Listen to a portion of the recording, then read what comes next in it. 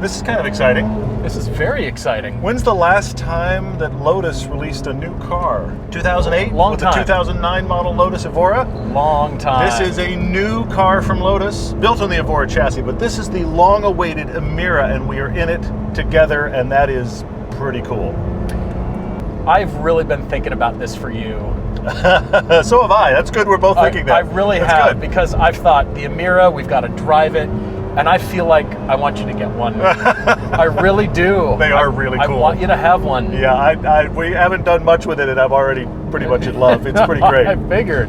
I feel, yeah, this cabin is pretty tight. I mean, we're pretty close together, but it actually kind of has the feel of the Evora, but it also is kind of close like your Elise. It has a lot of Elise vibes. I'm really surprised at how much it actually has kind of Elise feel to it, in spite of the fact that it was built on the Evora chassis and it's supposed to be replacing both cars, which I thought was not really possible.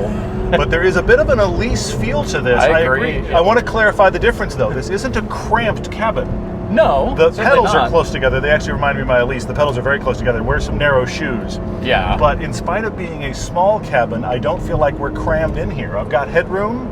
I've got leg room. Yeah. And I also think clear. that the seating position is, like your view of the road, it feels higher than I expected. Like all of the belt lines of everything are really low, and you feel like you're up in this bubble and you're really looking down on stuff in a small car. Great cars, great roads, and all the reasons we love to drive. Road trips, comparisons, test drives, and podcasts. This is Everyday Driver. Now this is hydraulic steering. The Evora had hydraulic. Which is unheard of in a new car. Impossible, because everybody's gone to electric power steering, because the thing about electric power steering is you can make a variable ratio, but more importantly, you can do lane keep assist. That's why you do it. Yeah. With hydraulic, you can't do lane keep assist. True. I don't want it, you don't want it. No. This car doesn't need it. Yeah. No lane keep assist. By the way, listen. Camry V6, like that. That was only second? Now it's third? 400 horsepower, 310 pound-feet of torque in a 3,200-pound car. Now, we're in a world where everybody's supposed to have 700 to 1,000 horsepower, so we're down on power here. But 0 to 60 about 4 seconds. And when you drive it, because it feels lightweight, it doesn't feel the least bit underpowered. You sit here and go, that's a lot of power. And Camry V6 supercharged with that noise. Camry V6. Seriously. Camry. It's what we're talking engine. about. Yes. Yeah, this is pretty special. It feels special sitting here. It does. Yeah. This is old school, old technology, refined and put out as a new car. That is rare. Nobody does that anymore. Yeah, and for Lotus to do it is huge. It's all the stuff that people know worked on great performance cars. Hydraulic steering, actual mechanical limited slip differential, manual gearbox. I mean, supercharger. Listen to that. That sounds so good. That's nuts. It sounds very motorsports. I've been thinking about the power in this, and the Evora GT that we love has 416 horsepower in North America, the final generation, the last one. So a touch more horsepower, but this only has 400 only. Shouldn't the next generation of the next car have incrementally more? Well, that's also old school thinking, because that's why most car manufacturers just back it up. They could do all the power, but we have more generations in the future. We've got to ease into things. We've got more years to sell this car. Lotus backed off. Lotus went less. Well, also think about this. This is Emira V1. The thing about the Evora... I feel like we're yelling above the wire of the supercharger. The thing about the Evora that I have always marveled at is I feel like most automotive journalists slept on that car. We drove it in every variant. The base, the S, we drove the 400, and we drove the GT. That's pretty much the progression of that car. Yeah, we did. You're right. And what's interesting is it was good at square one. Yeah, as with the base, Evora, like with base non-forced power. induction. It was good then, and it only became better. I think what's interesting here is this is Lotus doing Emira. I think there's going to be generations, and this car is going to get faster, better, more refined. And one of the things I think is coming is better seats, and I want them now. Yeah, I would like better seats. These do not have aggressive enough bolsters. Now, I'm sure it was designed for, we want to get as many people in the pool as possible. And that's also the reason they're doing the alt engine, which this isn't. This is the way you want it. This is the supercharged V6 with the 6-speed manual. They're going to offer this with their auto as well, which you don't really want, but they're going to offer the Mercedes AMG power in this. 4-cylinder, almost the same amount of power and actually a little bit more torque with a 8-speed, or is it a 9-speed dual clutch? It's 8-speed. It's Mercedes AMG, yeah. so you can do it with the dual clutch. It's out of the CLA AMG, and that engine is phenomenal. But frankly, you're going to want this. I mean, this is so good. But I also I'm really wondering what the next 5 or so years of development will be on this car, because I don't think it's going to have this power or these seats or any, necessarily a lot of this stuff by the time we get to the last year. Okay, so what will more power do for this to make it better? Oh, I don't think it'll be just much. Be a progression, but then the Emira GT will come out. The Emira, put a number after that.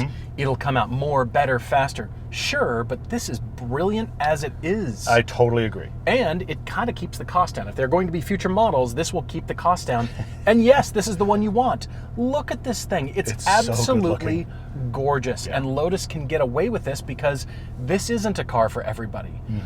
But this styling is absolutely sensual, it's beautiful, it's flamboyant, it's easy to look at, it's easy to follow lines around the car, it's fun to discover shapes and beautiful surfaces.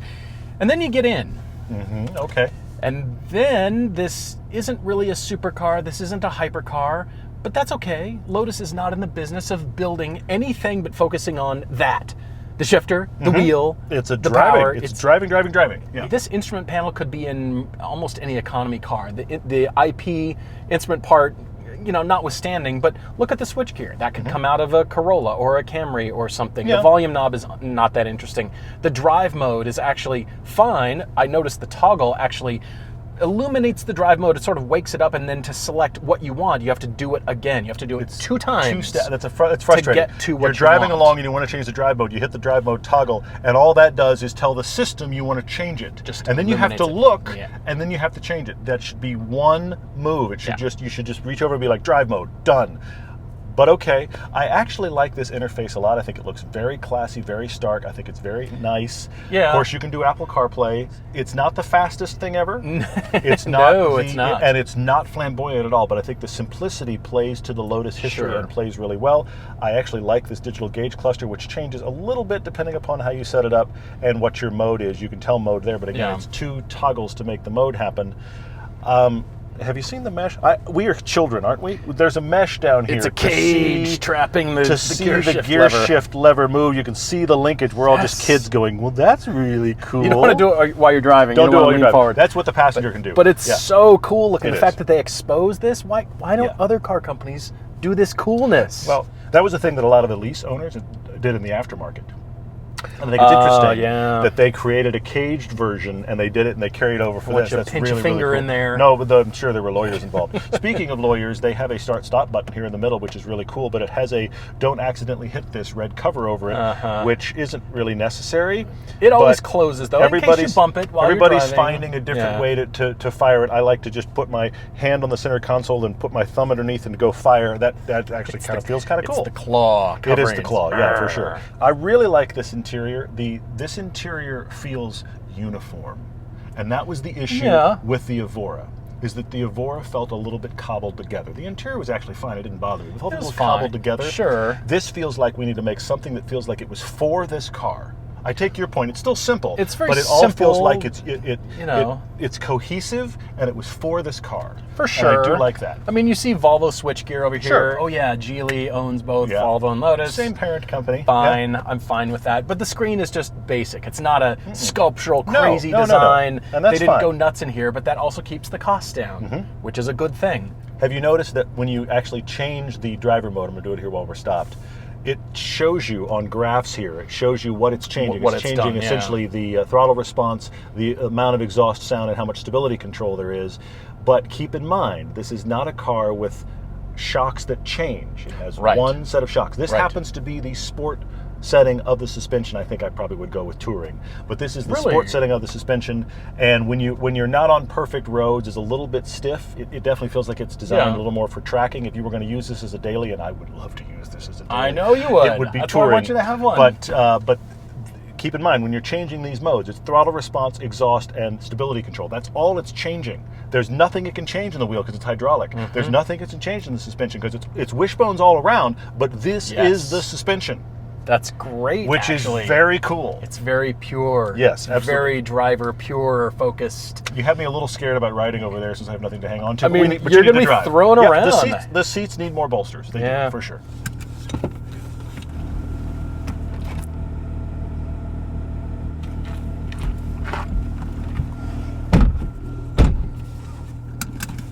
I have noticed, it dawns on me as I sit here, I haven't sat here at all. You've got me a little spooked now. Be frightened. I haven't sat in the passenger seat of this at all. Look, I think both you and I are a bit relieved that this car is as good as it is.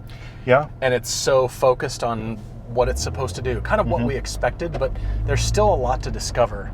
And I think that's my favorite part about the car. Okay. We know how good Lotus is. We know how good the steering feel and the handling and the weight distribution.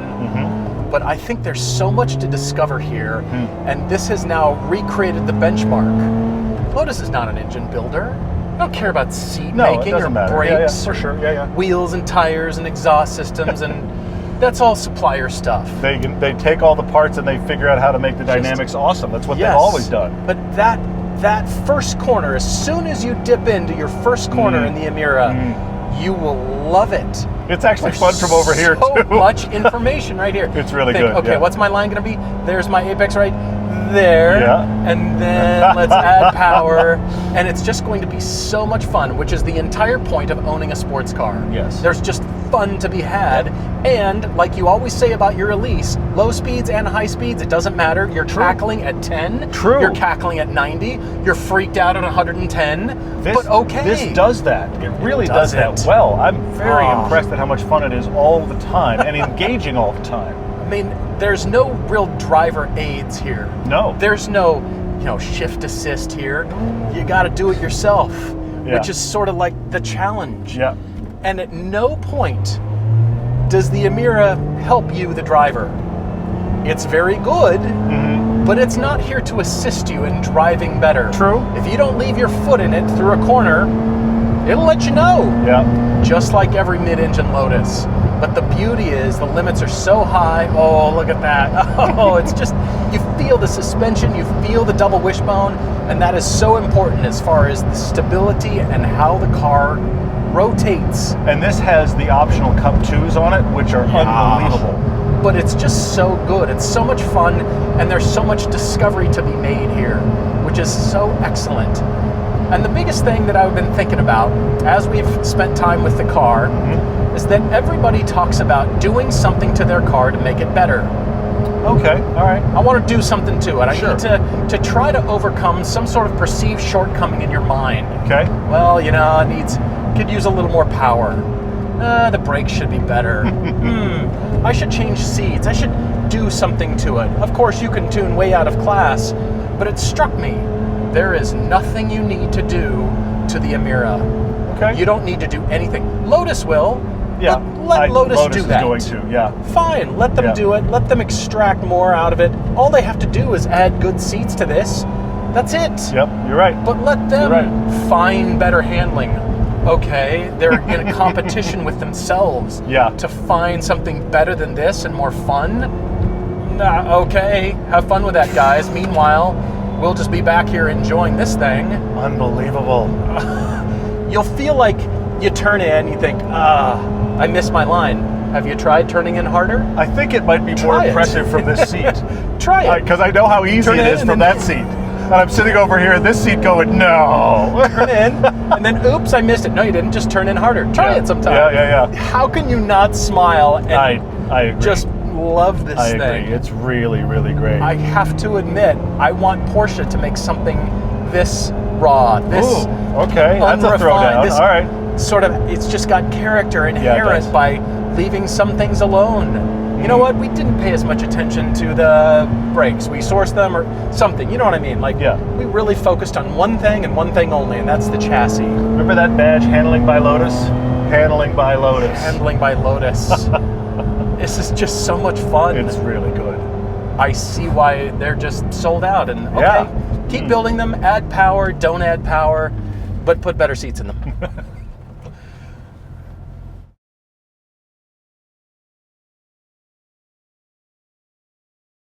So when's your order going in? At what point is your... now accepting donations to pay for it. No, we got to figure that out. I would love to have one so much. I know. I even know. Here's the crazy thing. I'm not normally a configurator guy, but I can tell you exactly how I would. Can you this. really? Completely. Okay, let's hear it right now. Let's hear it. It's the Magma Red, Okay. the full silver wheels, Okay. the tan interior, Sounds... the touring suspension. Of course, this engine and gearbox. It's like 105 grand right now, which is 105 I don't have. But stay tuned. It's no money. We'll see. It's no money.